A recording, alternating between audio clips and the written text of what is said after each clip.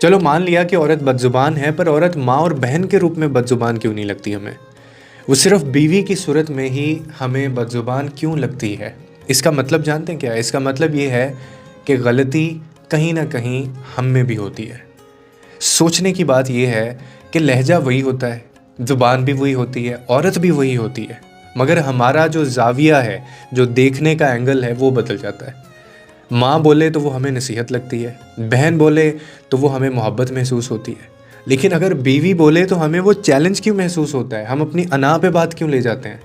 शायद इसीलिए कि बीवी हमारे बराबर खड़ी होती है, वो सवाल करती है, वो एक्सपेक्टेशंस भी रखती है हमसे, वो हक भी मांगती है हमसे। हम माँ की बात को तो बहुत एहतराम से सुनते हैं क्योंकि हमने उन्हें बहुत बुलंद मुकाम दिया हुआ है। बहन की बात को भी नरमी से लेते हैं हम क्योंकि हम उसे अपना समझते हैं।